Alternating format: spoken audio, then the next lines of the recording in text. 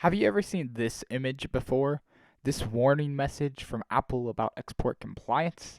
Well, then you're in the right place. With that said, I want to give an important disclaimer first. I am not a lawyer. I am just presenting this information for educational purposes and I could be wrong. The purpose of this video is to inform you of steps you can take to make a better legal decision for yourself. I am not responsible for what you choose to do, and it is your job to make sure you comply with all applicable laws. Okay, with that out of the way, we can move on to talking about encryption compliance. So, before we talk about export encryption compliance, we need to know what, if any, encryption technologies are used in our games. I use Unity when I make games, so I'm going to go off that, but this process should be the same for pretty much any game engine like Unreal or anything else. From my testing, I found that Unity will send 3 types of data communications to their backend servers without any of our code involved. The first type of data that Unity will send to their servers is device data specific to the player's device. This will be data on the end user. Now, we're not talking about privacy policy stuff here, we're only talking about export encryption. But Unity does send this data, and you cannot turn it off in the free version of Unity. For a source of where this information is found from, check Unity's privacy policy in this section right here. Okay, so now we know that it does send data, but our question should be, how does it encrypt that data that it sends? We'll take a look at this. When I reached out to a Unity support person about inquiring what encryption this data sending uses, this is what I got. Moving on to number 2, the next type of data that Unity will collect, and this one it will only collect if we opt into it, is analytic and ad information. Unity should be sending this information using the same HTTPS encryption that it used for the other data, so it should be good here. The last place that Unity uses encryption is during an in-app purchase. It uses the same old HTTPS encryption for this. Note that if you choose to use receipt validation, it uses RSA certificates to verify the purchases. It's not entirely clear to me if this validation uses HTTPS or if this is actually something else, but you can always opt out of using receipt validation if you prefer to be sure. Now that we know all of the types of encryption that Unity uses, we can figure out the correct export laws that apply to us.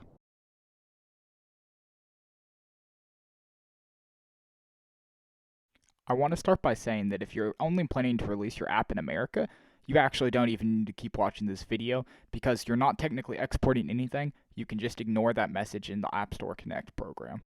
However, if you do want to publish your app in other countries, you're going to have to follow the American export laws set forth by BIS.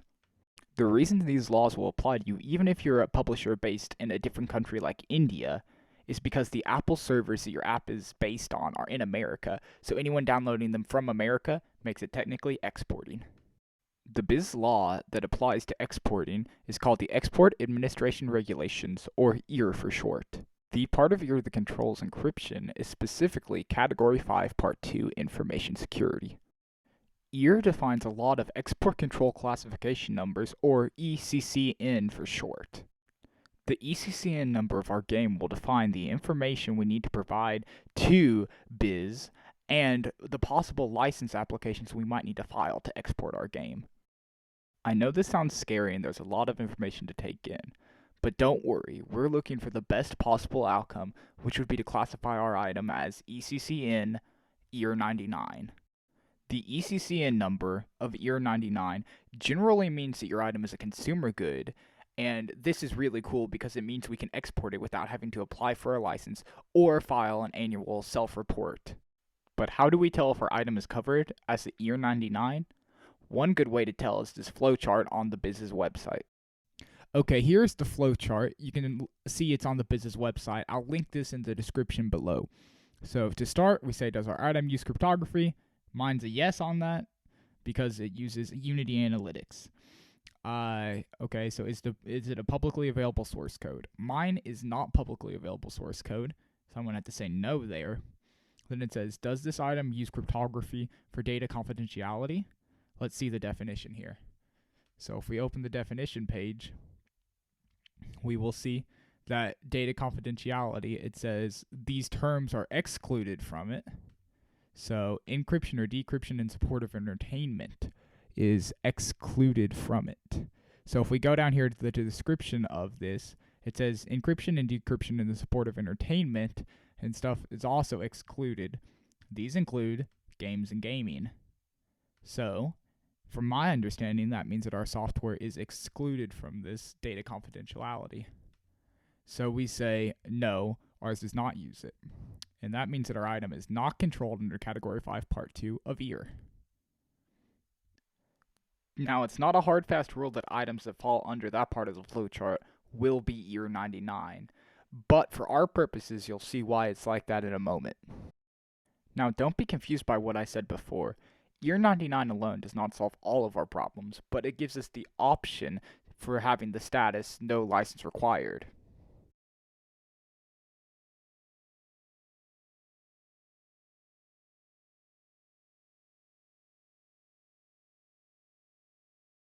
As you can see, to get NLR on an EAR 99 item, it's all about in use, end user, and in destination.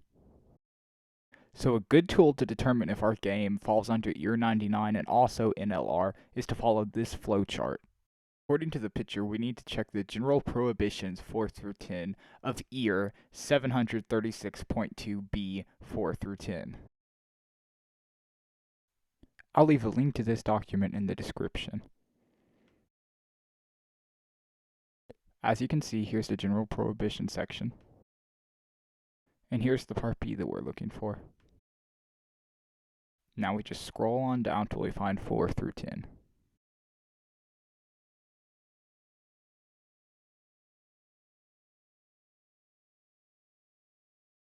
Again, I am not a lawyer, and I'm not responsible for your legal decisions.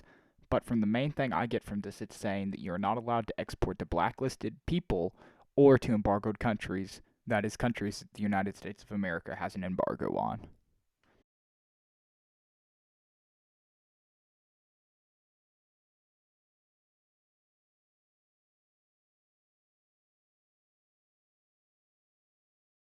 So then the next thing we need to know to make sure that NLR applies to us is we need to know the countries we are exporting to. According to the General Prohibition 6, we need to make sure we are not importing to any destinations embargoed by the USA. A good way to figure out what countries are embargoed by the USA is looking at these two documents. I have direct links to them in the description.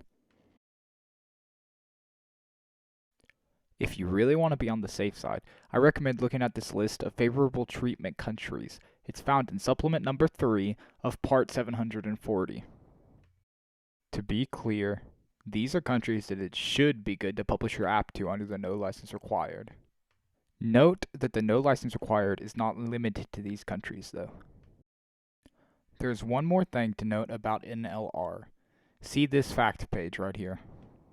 Again, I'm not a lawyer, but from my understanding, this is saying that we're good to ship items out of the country without filing anything as long as it's under $2,500.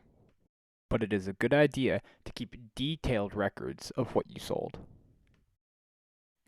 Awesome, our game is now both EAR 99 and NLR, so that means we're free to distribute it and export to different countries in the Apple App Store and Google Play Store.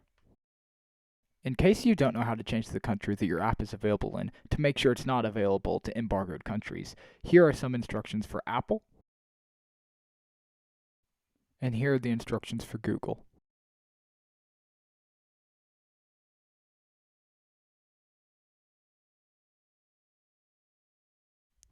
Here's some final guidance I have to give you. These regulations fall most heavily on software that gives users the ability to crypt things themselves. That would mean things like sending encrypted emails or sending encrypted DM messages, or maybe even encrypted files. But either way, as long as you're using encryption just to support the game functions itself, so the encryption stuff Unity has built in, and you're not making it an available feature to the user to use themselves, you're generally okay to classify it as a consumer good using EAR 99. I know this because I talked to the BIS myself. So guys, this is the best part of this video. If you get nothing else, get this. There are numbers you can call to talk with counselors from the BIS to help you sort through some of these encryption problems yourself. Like I said before many times, I'm not a lawyer, and anything you do based on this information is on you. It's not on me.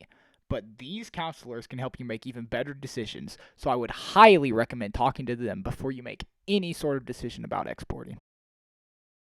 Okay guys, thank you for watching. I hope this video was helpful in your game development journey. If it was, please consider liking this video, sharing it, and subscribing. Thank you so much.